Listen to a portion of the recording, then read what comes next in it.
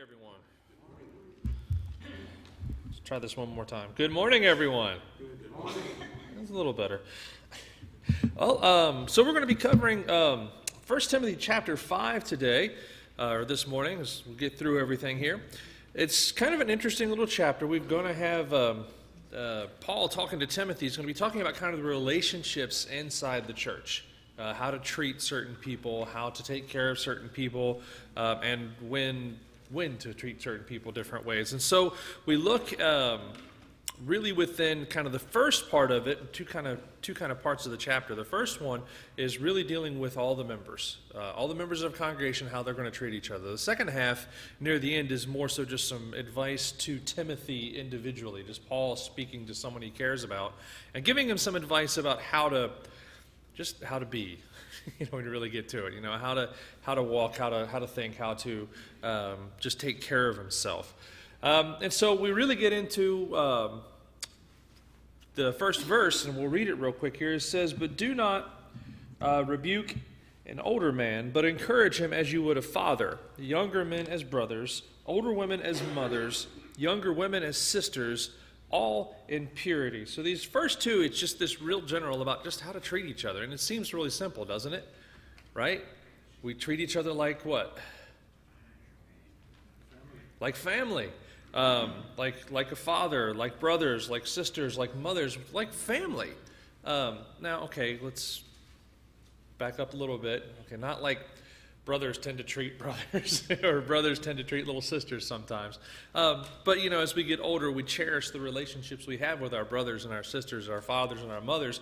And what we need to be doing is treating each other that same way, when we look at each other. So as we're talking to each other, when it comes time to correct somebody, we don't just stand up. And the example given here, if we put it in today's vernacular, stupid old man, no. An encouraging word. It's not about rebuking somebody and being cruel.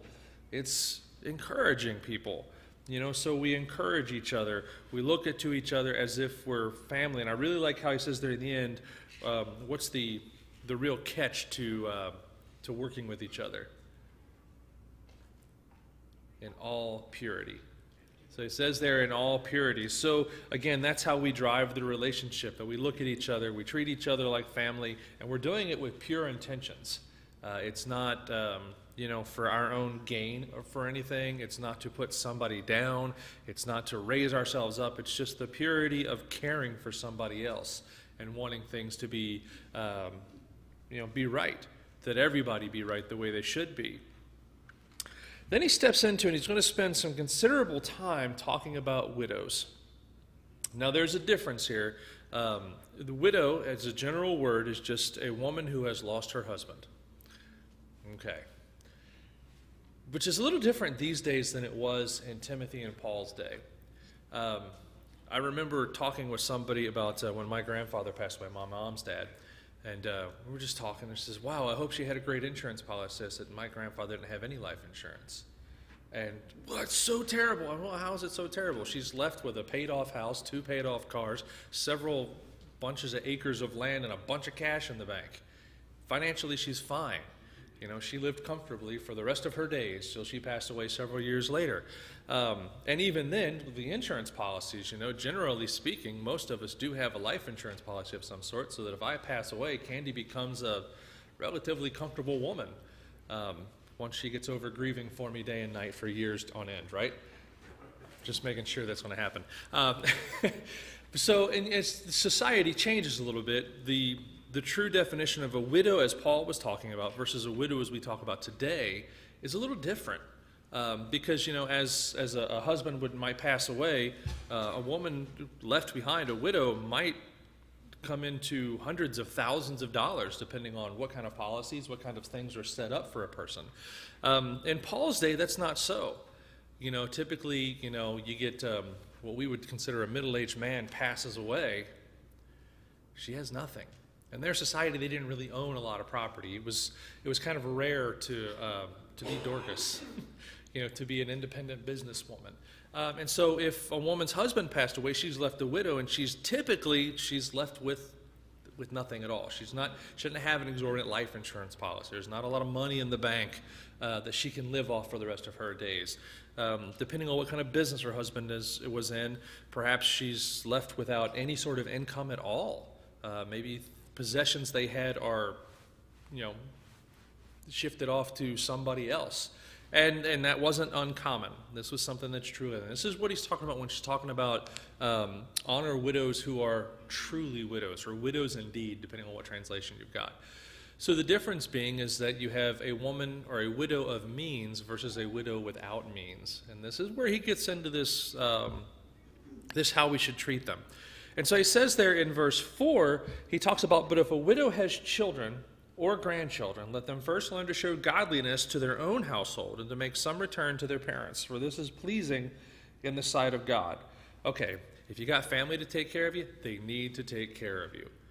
This is less about the widow as more as it's about the family. It's in pleasing God, it's taking care of family. Again, a little different society now than it is now than it was then. Now, just far too many people, and I know there are plenty of reasons to do this legitimately, but far too many people, as soon as dad dies, mom goes where? Nursing home somewhere and, shipped off and left alone. Now, there are legitimate reasons when somebody needs extreme medical care that you just cannot provide.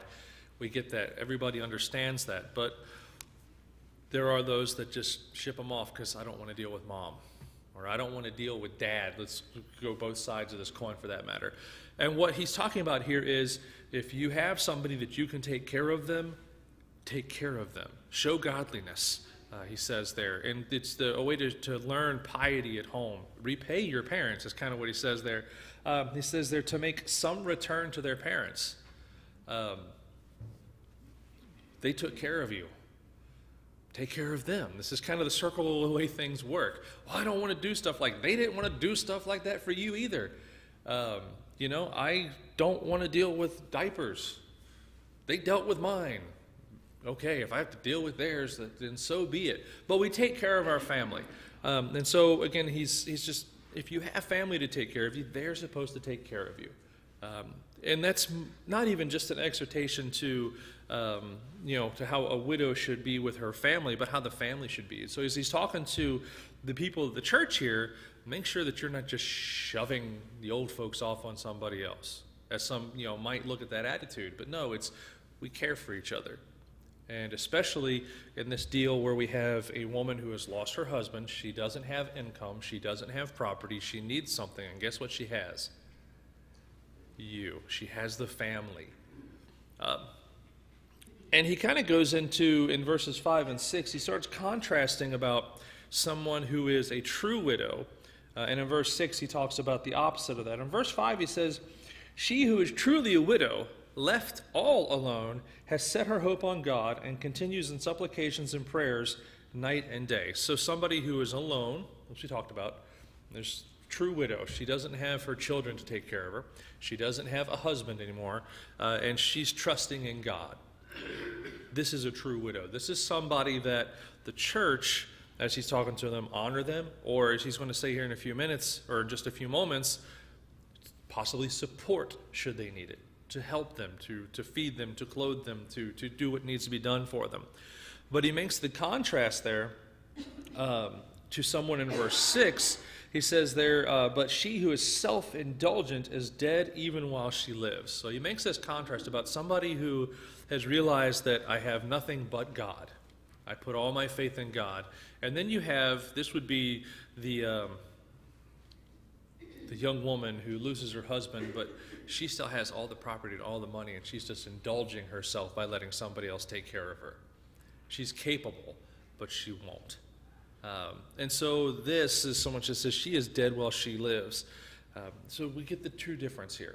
And so he contrasts the true widow versus the widow who's not. And what he commands them here in verse 7, he's talking about that he wants everyone to be without reproach. And part of this really kind of links back to the world is looking at us. Every day, every move we make, every move we don't make, the world is looking at us, and they are, unfortunately, judging all of us by the few of us. And so what he wants to do is make sure that we're taking care of the people we need to take care of so that there's not reproach brought upon the church. Nobody has anything that they can look and say, yeah, see, they say they're so pious, but they're not even taking care of their mothers. So we're trying to avoid that. He wants to make sure that people are doing this so that we can be without reproach. And then he throws out this verse here. But if anyone does not provide for his relatives, and especially for the members of his household, he has denied the faith and is worse than an unbeliever. King James chooses the infidel word. When we don't take care of our families, we don't provide, it's interesting here, for our relatives and especially for our own household. Those who live with us, you have to take care of them. And those family members that don't live with us, you have to take care of them. That's what we do. And so as we see, our grandfather needs help with something, go help them. Provide what needs to be provided for them. It says, I love it, especially for the members of his own household. If you're not feeding your kids, you're worse than an infidel. You've denied the faith. There's no point in claiming to be a Christian if you're not taking care of your family. Our families need to be taken care of. And Paul is you think about the way this word comes out. You denied the faith.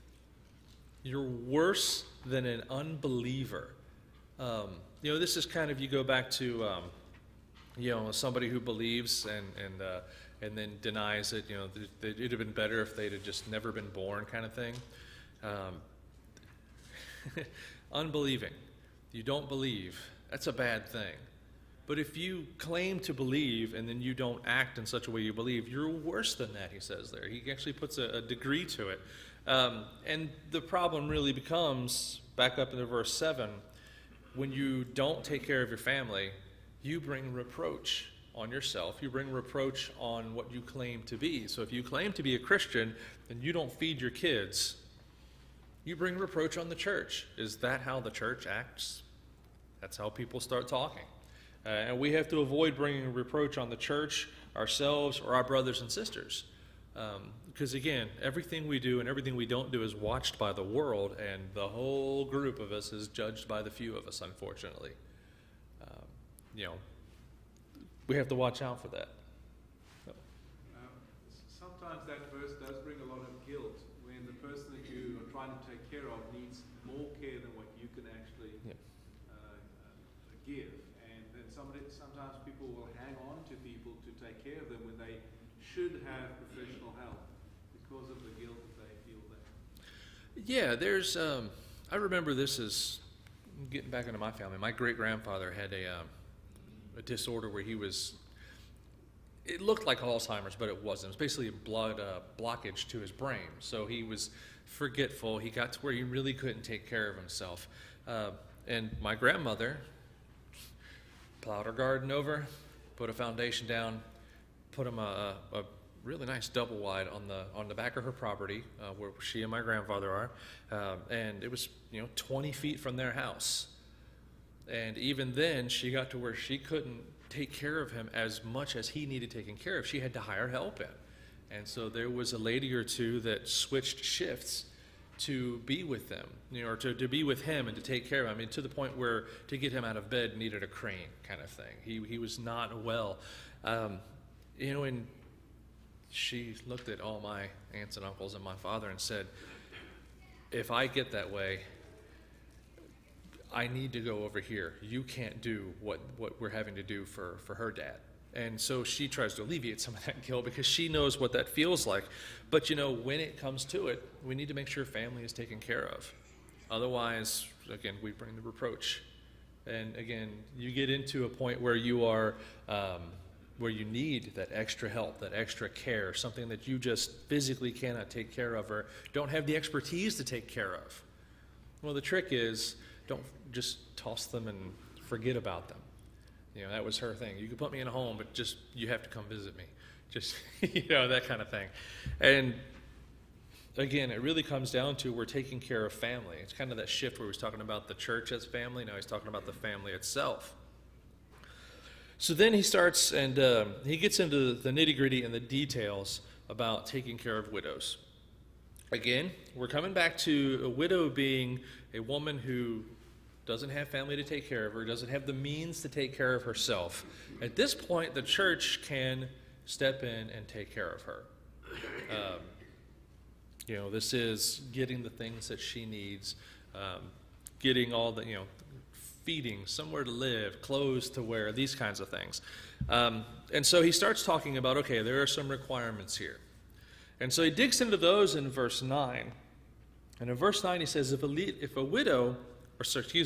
let a widow be enrolled if she is not less than 60 years of age, having been the wife of one husband, and having a reputation for good works. If she has brought up children, has shown hospitality, has washed the feet of the saints, has cared for the afflicted, and has devoted herself to every good work.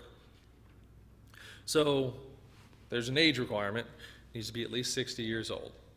And part of this is as we're younger, okay, we can remarry, we can do some work. Remember that there was, and this is still society at the time, there was a welfare system of sorts. The gleaning of the crops. You remember Ruth and her mother-in-law. They would glean, or Ruth would go out and glean. She was young and able, and so there was a way to get food. But as we get older, it gets a little more difficult to get around and go glean in the fields, right? So this is at this point where we're starting.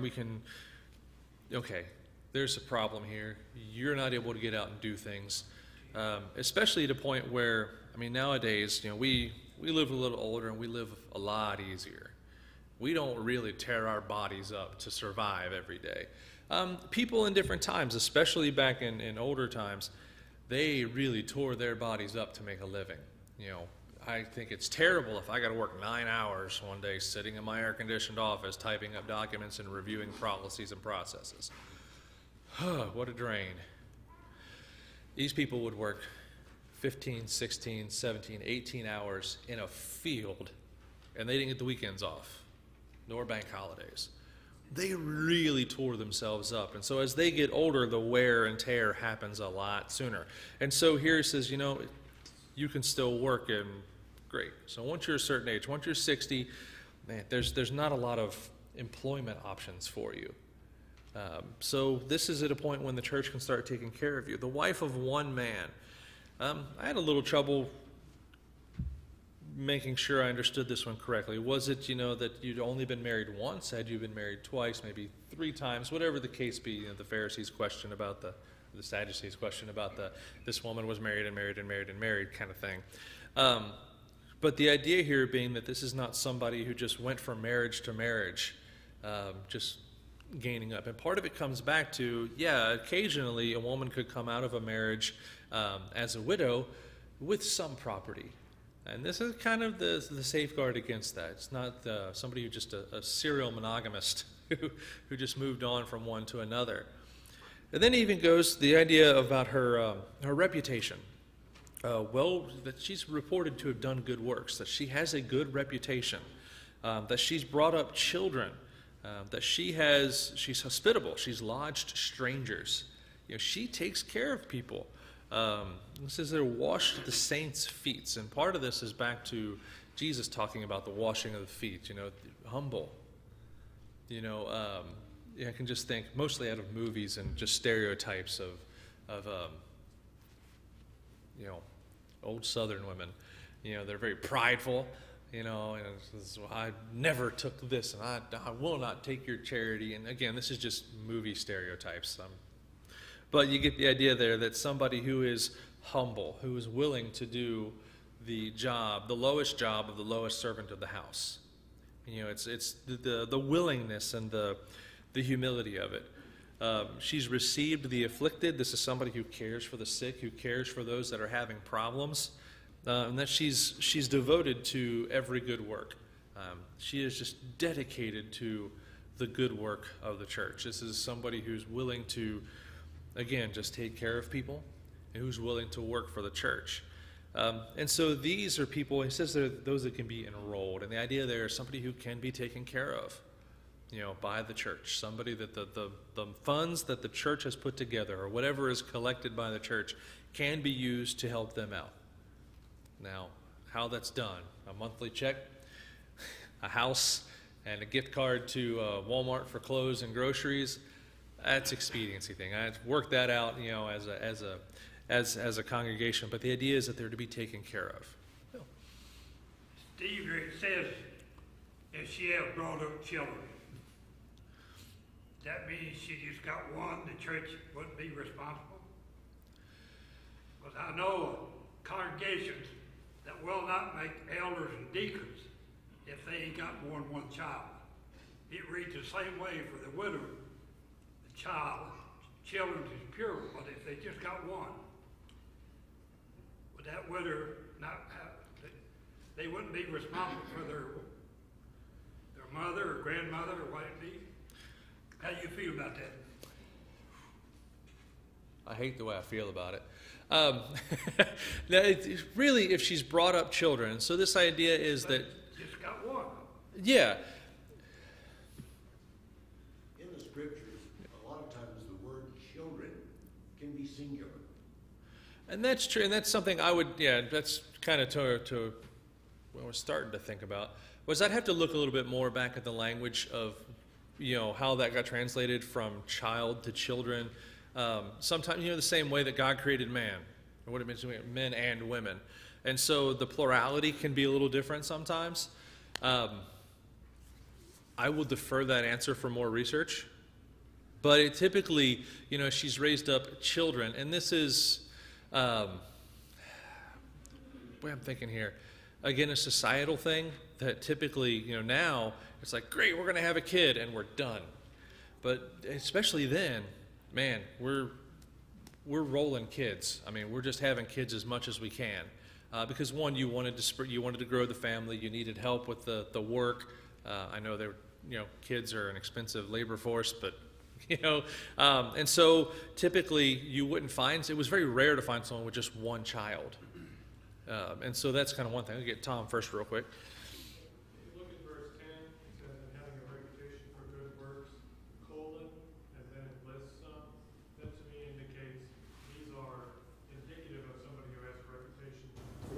Not that you need to check off each and every one, but these are the things you would expect to find in a person who has a reputation for good works. That's an excellent point there. Kind of, that's where punctuation is important. The idea of good works, and good works is the kind of brought by bringing up children, showing hospitality, being humble, and part of it is brought up children, and that's kind of important too. It's not just had kids and let them run. She raised her kids. She taught them right, and that's kind of part of it as well. It's not just a matter of here's a child on the world, you go have fun, but that she raised her child, she taught them, she nurtured them. These are good works that she's talking about. Yeah. I worked with a man many years ago. He only had one child. He sitting there left him. He was brought up in the church, and he wanted to be an elder real bad. But the church in Norwood, Church of Christ in Norwood, never would make him elder because of the one child. Now, I disagree with that, but I think if a widow had one child and she fit the qualifications otherwise, like in those days, the church would take care of her. I don't think they could get out of it because she just had one child. I think the same way you think, and I put that right there. I think. So as much salt as you want to put on that to get that out. But I'll have to study some more on it to kind of look at what they mean. Is children plural? Is it singular? How does the translation work out? What does it originally mean? So that'll take some work on my part to get that, and I haven't studied because I've never faced it before, so I can't speak on it completely. It takes a village to raise a child. We're all raising each other's children here in classes as we teach them God's word. Our neighbors are helping raise our children as they watch out for each other in the neighborhood. Our families are helping raise our children with our interactions with them. It's not just raising your own children, it's raising everybody's children. And that's an excellent point. It doesn't say she brought up her children, whether she's brought up children. Maybe they're orphans she's taking care of, fostering children, taking care of children from other parts of the family. There's a lot that could be going into that because it's not specific about bringing up her own children. But perhaps it was somebody that she took care of. And said orphans were I want to say a terrible problem, because orphans aren't a terrible problem. The fact that children are orphaned is a terrible problem, and it happened even more so then, especially in violent times. And they were living in violent times. So lots of children left without parents. Who took care of them? Maybe godly women like this. That's a possibility. He does talk about the younger widows and why they shouldn't be supported by the church. He says there, but to refuse, in verse 11, refuse to enroll younger widows, for when their passions draw them away from Christ, they desire to marry, and so incur condemnation for having abandoned their former faith. And this idea here is that, a woman is widowed at a very young age, and the church starts supporting her, and so she's being taken care of, and then she sees some fella and decides she's going to get married again. And it says there this idea that for when their passions draw them away from Christ. And typically the idea here is talking about just a woman, just like a young man. Kind of our desires, our passions kind of float hither and whither every once in a while. Not just towards the opposite sex, but towards, maybe different entertainment pursuits or different job pursuits, these kinds of things. So our passions change from time to time. And while younger people are less grounded than older folks tend to be, don't set them up to not have to work for themselves. Don't set them up to not have to be able to do things for themselves.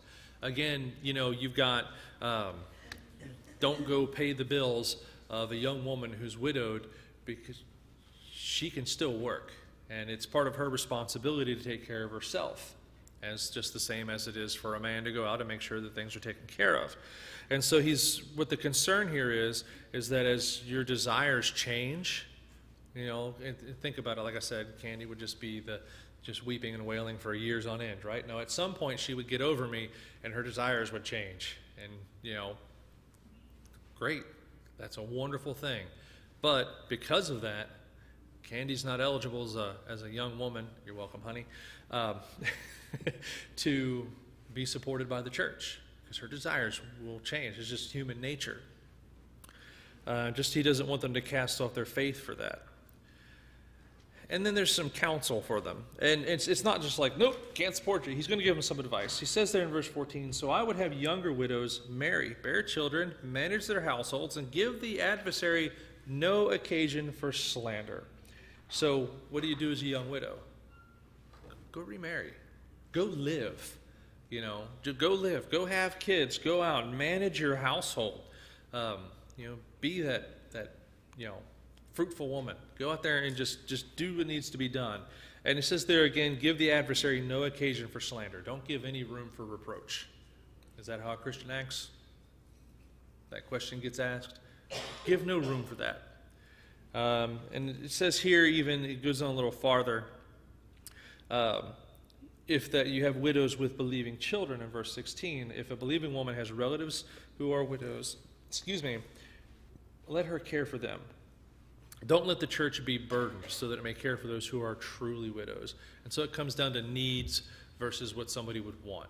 Somebody who truly needs the church's help should get that help, while somebody who has somebody to take care of them.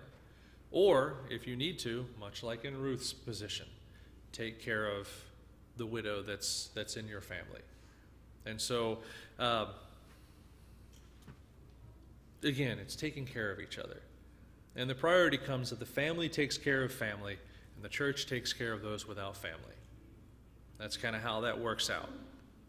Now we'll step into, this is kind of right along with where we are in the process of things here at Summit for a while. And in verses 17 through 20, he kind of shifts gears. He shifts gears into how to work with elders. Again, not with necessarily the older folk of the congregation, but with those who are ruling the congregation. We're talking about the pastors, the presbyters, the bishops, whatever word we want to use for them. It says here in verse 17 that we should let the elders who rule well be considered worthy of double honor, especially those who labor in preaching and teaching. For the scripture says, "You shall not muzzle an ox when it treads out the grain, and the laborer deserves his wages." Now, this double honor, in context with everything, he's saying it is perfectly okay that an elder who rules well can be supported by the church, can be paid for his work. And he says there, really, especially those who are laboring in word and doctrine. And what I've always heard, you got an elder who's preaching full time, yeah, help them out. But it's not necessarily an elder who's preaching full time, but someone who's laboring in the word and doctrine. Again, this is somebody who might have given up a career to do the work of the church, who spends, their 40 hours a week in the homes of the congregation, who spends it out teaching somewhere, who spends it just doing the work of the church. And the scriptural basis he gives for that really is right there. For the scripture says, "You shall not muzzle an ox." This is some Old Testament bringing forth here, or bringing forward to kind of make the point. You don't muzzle an ox while it treads out the grain. And it was an old practice, what you'd have to do is, you got this ox that's going through the grain, pulling all your farm implements as you're harvesting. And what people would sometimes do is put a muzzle on them. Because what does an ox do when it walks through the grain? It takes a couple bites, doesn't it? It says you're getting the bulk of it back here, but this ox is taking a bite every once in a while. And they would muzzle them so they couldn't eat any of the grain. But it says here, and this is Old Testament again, you don't muzzle your ox. If they're working for you, they need to eat. And so, yeah, you lost a little of your crop to the person making it, easy for you to get your crop. And the idea here is that also that the laborer is worthy of his wages. Nobody likes to work for free. Nobody likes to go hungry because they're spending all their time working. And so, as we have perhaps an elder that spends all of their time, they've given up their livelihood to work for the church. They're preaching, they're teaching, not necessarily from a pulpit. They're worthy of the double honor. They're worthy of taking some pay without, thinking badly about it or getting hard feelings about it. They're worthy of it. It says there in verse 19, even goes a little farther when it comes to the treatment of elders. "Do not admit a charge against an elder, except on the evidence of 2 or 3 witnesses." And this is kind of interesting, as you spend a lot of time vetting a person to become an elder. This is not something that's taken lightly. Nobody walks up and says, "I think I want to be an elder." No, you know you want to be an elder. And the congregation doesn't look at them and go, "I think I want them to be an elder." No, they've looked at them enough that they know they're an elder. This is a person of high moral standing, high, biblical standing. And so when somebody comes up and says, "I saw Tom stone drunk out of his mind Friday night," what's my first thought? Oh, I gotta go tell Ken. Did you hear about Tom? Or what do I say? No. One person comes to me telling me they saw Tom stone drunk out of his brain Friday. I have no reason to believe that whatsoever. And a matter of fact, it says, do not admit it. Don't entertain it. Don't take it seriously. Now, I'm going to need to spend some time correcting somebody. Hey, let's talk about this for a second, because I think you're mistaken. But if he says, if I got 2 or 3 people telling me that Tom was stone drunk out of his mind Friday night, then I need to go talk to Tom about his drinking problem, because we got 2 or 3 witnesses about it. And so we don't receive it, we don't entertain it, we don't accept it unless there's a serious accusation of 2 or 3 witnesses. Just one person making these wild accusations against somebody, they're just that. They're just wild accusations. Again, this is because elders are not better than other people, but we have vetted them, is the lack of the better word. That we've got somebody who is leading and looking up, and we're making sure that we don't just entertain these crazy accusations people will sometimes make. And then he goes even into those who don't rule so well in verse 20. This idea of rebuking them in the presence of everyone. It's not so much that, again, I'm going to stand up here and say,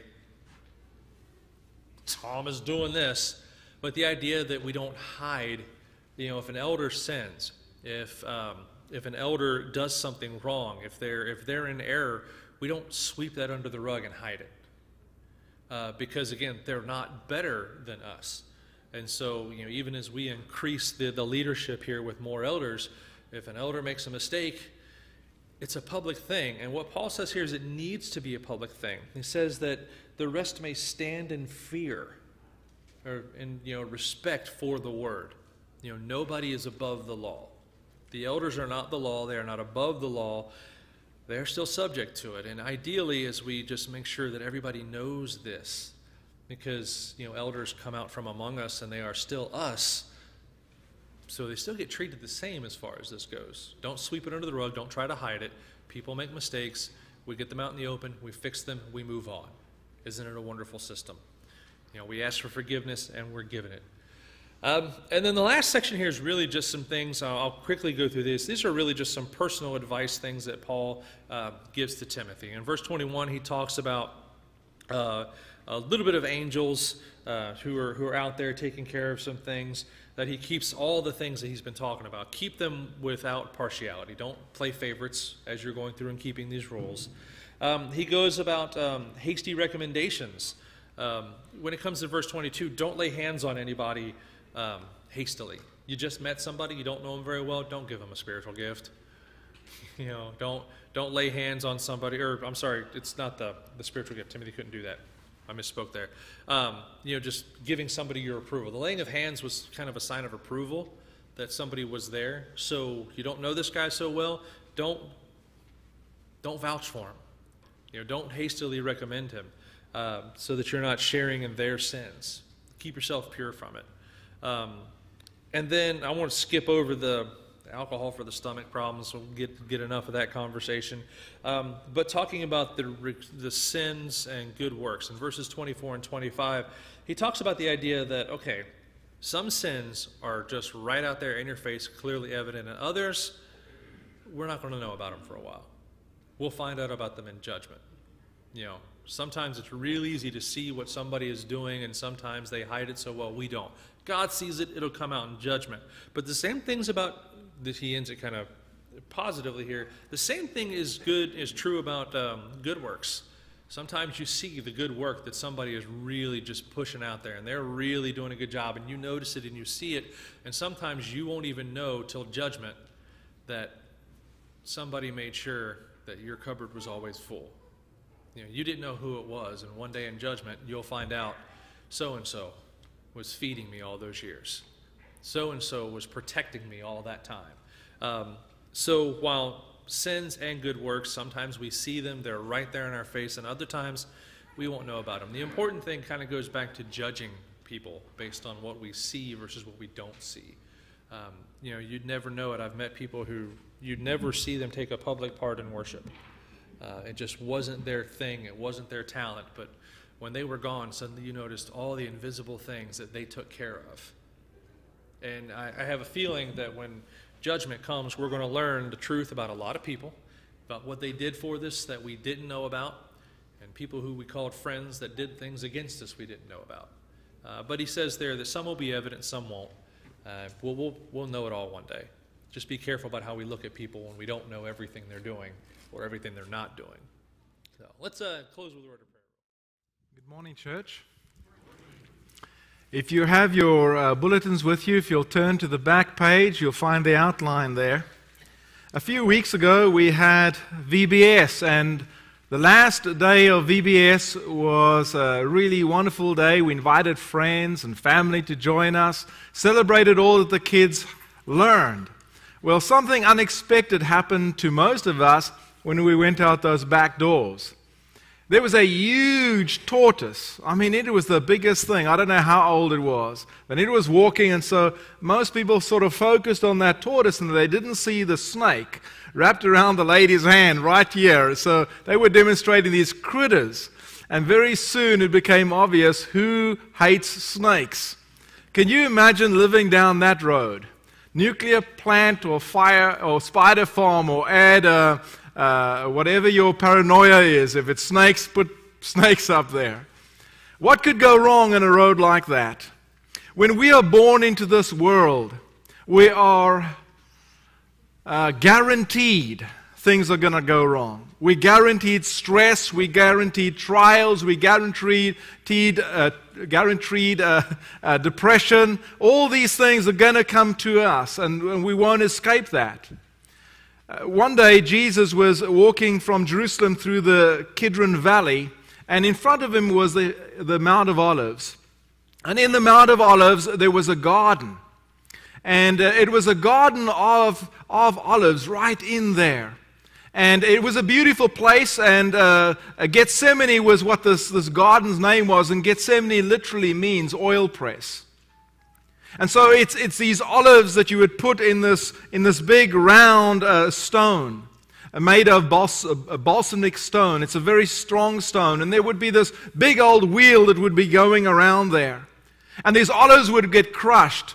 Now, when we think about an olive, we think about the olive branch, and we think about peace. We think about oil coming out of the olive, and we realize that when we pray, God says we can anoint with oil. And so oil goes along with prayers, and prayers goes up to God. And oil is also symbolic in the Bible of the Holy Spirit. And so when you put this all together, peace and the Holy Spirit and the symbolisms around it and being pressed, you come to the understanding that Jesus was talking about his very soul being pressed in the Garden of Gethsemane. This might have been worse even than what was going to happen the next few hours. It might even have been worse than his death on the cross. And so what I want you to do today is take everything that you've been experiencing recently. Take all the stress that you have experienced. Think just about this past week, what we had on Monday with Matthew's surgery, Matthew Reynolds, as he went in for spine surgery. Think about what we had with Darrell Denham in hospital with an infectious disease in his hand, and all that surrounds the family with that. Every single day there was something major that was happening. Just a few moments ago, Clara Downard was struggling with pain. She's going to have a spinal block tomorrow afternoon. And so bad was the pain that she couldn't stay. She couldn't stay seated. We've all got things going on in our lives, some a lot more extreme than others. Dalisa's brother and the diagnosis that Osvaldo has right now is heartbreaking. And so when we come to this world and we start walking in this world and we think, everything is going to be great, we pretty soon find out, no, it's not. So what Jesus can do for us today as we take this month of August to transition from anxiety and depression and stress to trust in God, what He can do for us if we would allow Him today is He can medicate our stress, our anxiety. He can heal it. He can deal with it. But you have to bring it out. You have to think about it. Bring it in front of Him. And the way we do it is we see the stress as internal, external, and infernal. It is internal because a lot of it, as we read these verses behind me, you will see there's stress coming from the inside of Jesus. It's external because as we realize, we'll see that the body of Jesus, the weak body of Jesus, being fully fleshed, fully human, and also fully divine, but the fully flesh part of Him is actually producing blood drops, sweat drops like great big drops of blood. And it's infernal because there's very definitely a spiritual battle going on here. And so if you would, look with me at Mark chapter 14. By the way, if you want to get the full idea of this, you can also look at Matthew 26, verse 36 through 56. You can look at Luke 22, verses 40 through 53, and John chapter 18, verses 1 through 11. All the Gospels will talk about the Garden of Gethsemane. They all have different ideas. John will have Jesus walking through the Kidron Valley and seeing how the soldiers come and how Judas betrays him and how they just jump back out of fear when they see Jesus saying, I'm not coming to you by night, I come to you by day, but yet they come at night. So every one of them will have a little bit different. But for now, let's look at the one in Mark chapter 14, verse 32. And they went to a place called Gethsemane. So yeah, you are minding your own business, life is treating you okay, and you get a phone call and you realize your life is being pressed. You are in the oil press. You are in Gethsemane. You cannot walk with Christ after the death on the cross if you don't go through Gethsemane. You can't be a Christian dying with Jesus, being buried with Jesus, resurrecting with Jesus, and walking that post-cross walk if you haven't given up what needs to be given up in Gethsemane. It needs to have stress. It will become supplication, and then it will end up with sifting, and He's going to sift you. And if you will let Him, He will sift you even this morning. And they went to a place called Gethsemane, and He said to His disciples, "Sit here while I pray." And so then He goes further with Peter, James, and John, and He starts to tell Peter and James and John what's going on in his life. And He is so distraught by what they hear that it affects them. It affects them to where they can't stay awake. They're going to fall asleep. It's a tremendous thing that is happening here. And so it says in verse 32, "And He took with Him Peter, James, and John, and began to be greatly distressed." This means He was so stressed that He was alarmed. This word can also be translated as surprised. He was greatly surprised because He looked in to what was happening, and with the eyes of the Son of God, He could understand the full depth of what this hour was going to bring to Him. When I say the hour, I mean not only this time in Gethsemane, but the last hour of His life is up until when He leaves this world and He says to the Father, "It is finished." This is the hour that we're talking about, and it will be featured prominently in all four Gospels. So He's alarmed and astonished when He saw what He's going to endure. He was going to endure intense physical pain. He was going to endure the sins of the world on the cross. He was going to endure the judgment of the Father. The unbroken fellowship since the beginning of eternity, imagine that, is now going to be broken. What would that alone leave with Him? He's going to be abandoned by the nations. He was going to be abandoned by His followers and abandoned by His Father. He is going to be tried, rejected, and condemned by the very people He came to save. And the most powerful nation on the face of God's earth is going to turn its full fury onto Him. It's going to unleash its full fury. Can you imagine Jesus at that moment? He's not been in denial. He's always known it would be bad. But He didn't realize just how bad it was going to be. But right here, He's almost alarmed when He sees just how bad. And so it says He greatly distressed and troubled. Troubled means He now has distress and He now has anxiety. And He says to them, "My soul is sorrowful. My soul is surrounded." You know, there's an English word, peripheral. It means to be surrounded on the border around something. And so around Jesus' soul is the sorrow, which means peripheral. Sorrow or peripheral is the same word. He has it all around His soul, encompassing His soul. He says, and He said to them, "My soul is very sorrowful, very sad, deeply grieved," in other words, "even to death."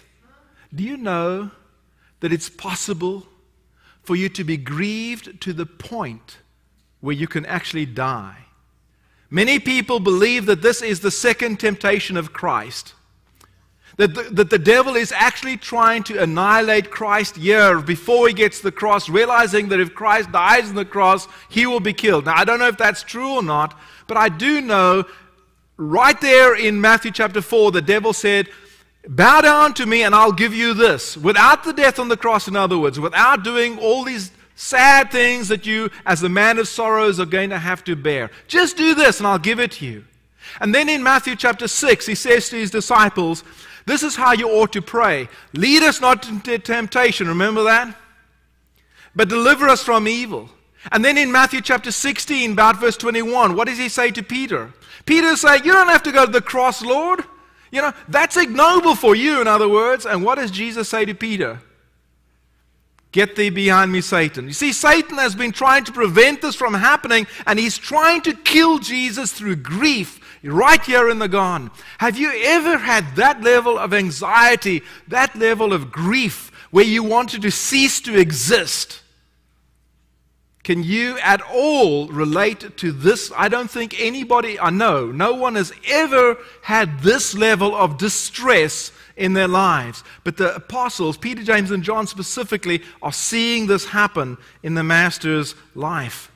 And so He says to them, remain here and watch. Remain here and watch. So there's this internal pressure. As I mentioned, there's the external pressure. Luke, who's also a physician, a doctor, in Luke 22, verse 44, says this about Jesus. And being in agony, he prayed more earnestly, and his sweat became like, listen to this, great drops of blood falling down to the ground. Yet, we see he survives this to die on the cross. It's also infernal because the pressure is coming from the devil also. There's a satanic battle going on here. In verse 43, in Luke 22, verse 43, it talks about an angel coming to minister to Jesus. He needs an angelic being. But if you look at Luke 22, go on from verse 43 to verse 53, you'll see something very interesting. You'll see that it talks again about the hour, and it says this. When I was with you daily in the temple, you did not try to seize me. Right after this prayer, Judas comes, kisses Jesus, and Jesus is handed over, and he's saying this to the guards who are trying to capture him. Yet you did not try to seize me, but this is your hour. There it is, prominently featured. This is a nominative noun. The first two are both nominative nouns. All three words you have an article that you might not see in the English. But it's talking about what is happening. It's the hour and the power of the darkness. This is what Jesus is battling. This is what it's going to encompass. There is a spiritual battle going on in our lives, and sometimes we don't realize that. We think we can just go about life as if it's going to be okay.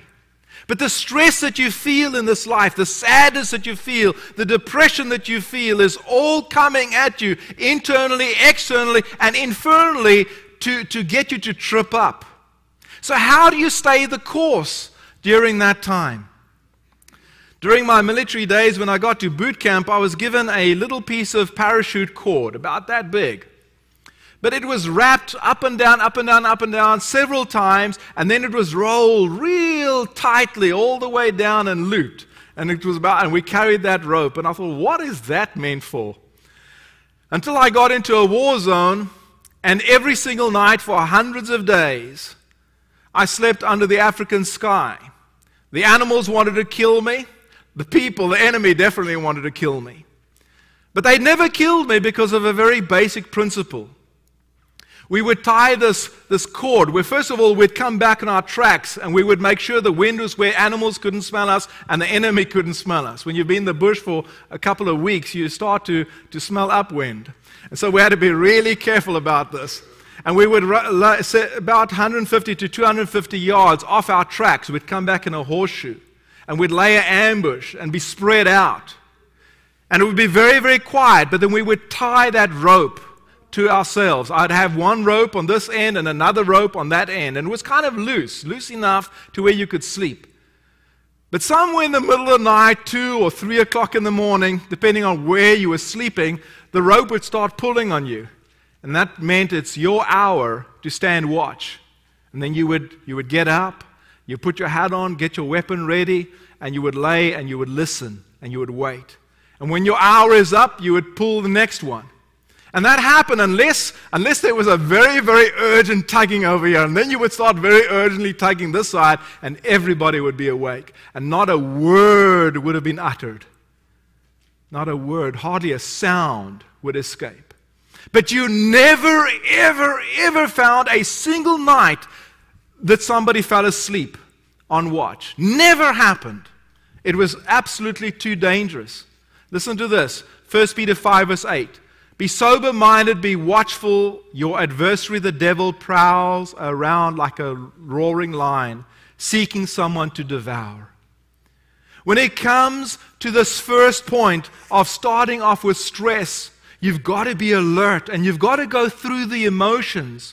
You've got to try to verbalize what is actually going on in your life. And the only way you're going to verbalize it if you're talking to someone. And so Jesus starts to talk to his friends, to Peter, James, and John, his closest friends, and he tells them this is what's going on.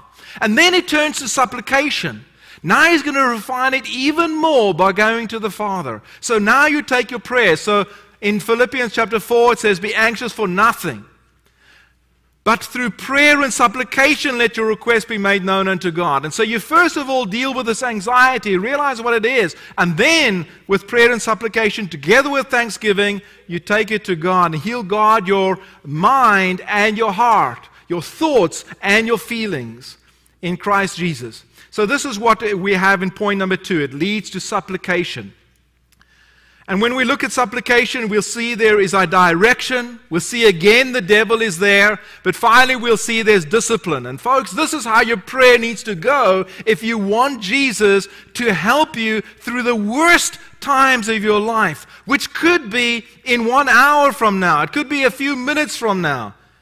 It could be before this week is over. We don't know. But you could experience the worst moment of your entire life. And this is what you need to do. Immediately start talking to your closest friends. And then go to the Lord with this type of a prayer. Listen first of all to the direction. And going a little further, he fell down to the ground and prayed, if it were possible, the hour might pass from him. And he said, so this is what he's thinking. He wants this hour to pass. Is that a good godly thought that he's having? You see, he's got to go through this hour. If Jesus didn't go through this hour, you and I would still be in hell for all eternity. We would not be in the kingdom. He had to go through this hour. But what he wants is not in line with God's will at this point, but he's verbalizing it. He says, Lord, take this hour away from me. And he's thinking about it. And then he directs his prayer, knowing what he's going to pray, and he says, Abba, Father. He's directing the prayer to who? Abba, my dad, the person that I'm the closest to, my heavenly Father, in other words. Abba Pater, Abba Father. It shows the direction. All things are possible for you. Is that true? Is that putting God in a difficult position? All things are possible for you. Remove this cup from me. He's straight out saying, I want to go against your will. So that's the direction. The initial direction is towards the Father, but then you hear the words of the devil when he says, remove this cup from me. You know, when things are really, really tough, you will start wanting things that you'll never have, never be able to have. Lord, if you'll only bring my sister back from the dead, if you'll only give me my child back, if you'll only bring one of my parents back, or Lord, why did this happen to someone so young? Why did my brother have to die in Vietnam, or whatever it is that you're really struggling with? The one thing you will never get an answer to is where you're going to start. And you've got to get through that. Get through, take the direction to the Father, understand that the devil is going to be there, but end with discipline. Now listen to the discipline here. Yet not what I will, but what you will. Yet not what I will, but what you will. And so he's coming full circle now. And if you're going to have solution to your problems, look at the Son of God. When he was as depressed, as anxious as what you and I could ever be. Other versions of the gospel say that he cried out in anguish. They heard him scream in anguish. This is sort of what it may sound like. Somebody might come to you and say, I need help. I've been in a dark place for a while now, and I pray every night not to wake up tomorrow. I don't know. So much going on through my head, and I try always to justify it and make it my fault. But that doesn't seem to be working. I feel I'm not meant for this world. I would never take my own life, but I just hate the way I feel, and I've been masking it with, and use your choice of drug here, heroin, marijuana, alcohol, whatever it is. This is real. This is real, and this is raw. This is what it feels like when you're filled with grief, when you're filled with anxiety, when you're filled with hopelessness, when you're crying continually. But the truth is, God formed us. And He placed us in a garden. And in that garden, once God had formed us, sin deformed us. And what we try to do through this year, and starting in this month from anxiety to trust, we're trying to be transformed. And it's not an easy path. But you need to let your stress be visible. And once your stress is visible, you need to take it to God in supplication. And then thirdly, you need to let God sift you. And this is probably the hardest part of the text. Because I look at those disciples being sifted. And they fail, and they fail. 3 times they fail. And I see the Son of God. I see Him being sifted. And I see that He comes back better than when He left. If you look at Matthew chapter 26, just to give you an idea of how the Son was sifted, Matthew 26 gives you the 3 stages of the prayer that the other Gospels don't. So you look at Matthew 26, verse 39, verse 42, and verse 44. You see, in the first prayer, He prays, Father, if it is your will, take this away from me. But then in the second prayer, He says, unless it is not your will, unless it is your will for me to die, then don't take it away. And then the third time, it doesn't say what he says. It's kind of quiet. It just says He said the same thing. And so I see Jesus being sifted. And I see how His prayer changes. He goes and He prays for an hour. He comes back and He's sleeping. He goes and He prays for an hour. He comes back, He's sleeping. He goes and He prays for an hour and He comes back, He's sleeping. Maybe it was more than an hour. But it was from the time when they went into that mountain till when the soldiers came in the early hours of the morning, just before the sun was probably breaking, to arrest Him. Trying to catch Him by surprise. Would have probably been just before dawn or as dawn started, is when, if they were good soldiers, they would have tried to have arrested Him. And so here it ends with sifting. Listen how the disciples fail in Mark chapter 14, verse 37. You'll see that there's listening, you'll hear there's learning, and you'll see that there's leaning. And this is all we can do when we are in a real tough time. And He came and He found them sleeping. And He said to Peter, Simon, are you asleep? Could you not watch 1 hour? Now think back. In the prayer in Matthew chapter 6, lead us not into temptation, but deliver us from evil. Jesus said this is a constant part of your prayer. You need to, every single moment of your life, when you're praying to God, pray that prayer. Listen to what He's saying. And now learn. Learn from this real spiritual battle taking place here in verse 38. Watch and pray that you may not enter into temptation. If you don't watch and you don't pray, you will enter into temptation. The spirit indeed is willing. Was Jesus' spirit willing to go to the cross? Yes. What about His flesh? Listen to what the Son of God is saying here. The spirit is willing, but the flesh is weak. Listen and learn. And while you're learning, understand you're going to have to lean on Jesus because your flesh is weak. Your spirit, which is God living in you, is strong. Lean heavily on that, but understand that the spirit is going to try to trick you up. If the flesh could have abandoned Jesus, if He could have died from sorrow, He would have.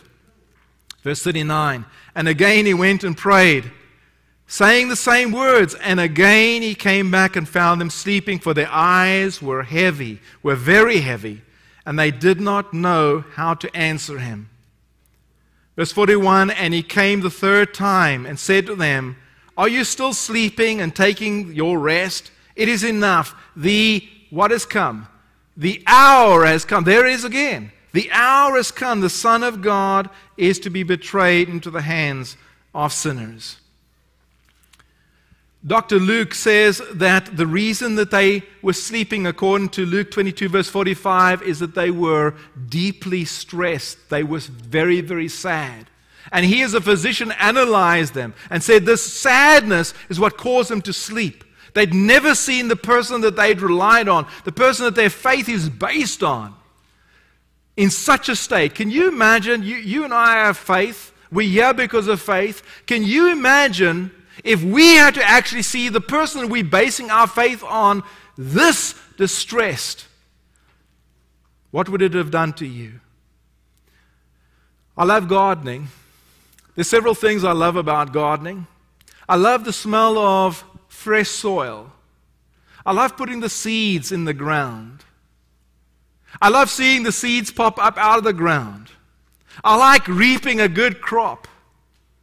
I especially love eating that crop. But you know what I don't love?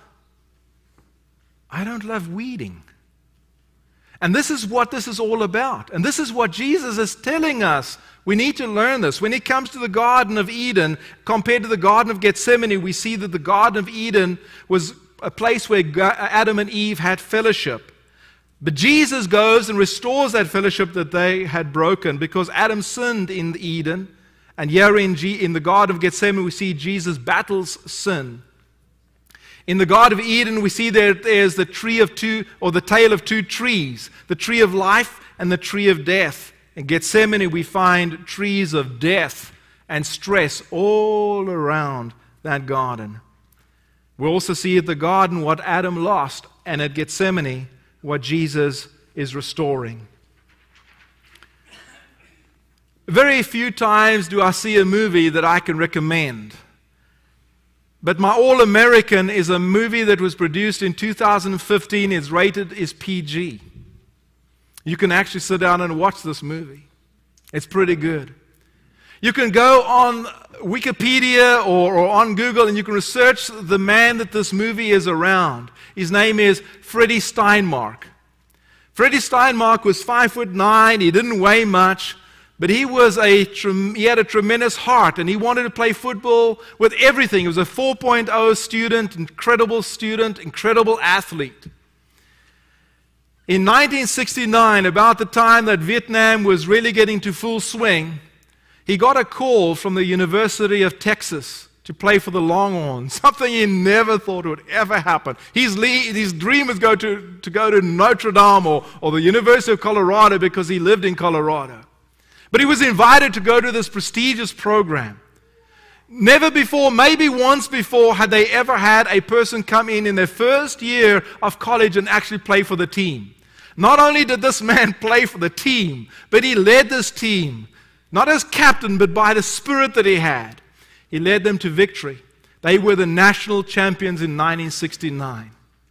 But in his last year, he developed a really painful feeling here in his left foot. And when I looked on Wikipedia, not to spoil the movie for you, but this is what they were saying, they found out that he had the size of a baseball, a tumor. The next game was the Cotton Bowl against Notre Dame. He really wanted to play this, and he was at that game, but he was at that game minus a leg. They had to amputate it at the hip. He'd found out in that short space that he had a very severe cancer. Nobody knew how he could ever possibly play football. They didn't even know how he could walk with that tumor. Yet he played so well. He had a wonderful girlfriend, his whole future. He was studying, he was getting best grades in college, had a tremendous career ahead of him. But at the age of 21, he died. On June the 6th, 1971. How do you deal with that type of information? Just like that. The one moment, everything's going well. The next moment, you're fighting for your life. And that could be any one of us. When life is that stressful, the only thing you can do is take it to supplication and let God sift you. And I pray that He will find all of us awake and alert till the moment we finally leave the Garden of Gethsemane and enter into the garden of His permanent care. If you're not ready for that, you don't know if you're going to have another moment. You don't know if you're going to have another chance. All you know is you've got now. If there's anything in your life you need to fix, please do it now. If your soul isn't right, please consider making it right with God today. You may say, I'm not equipped the Lord is saying, come just as you are. If you need to be baptized, if you need to be restored to the church, if you just need the prayers of this church because of what's going on in your life, whatever your need is, please come forward right now as together we stand and sing.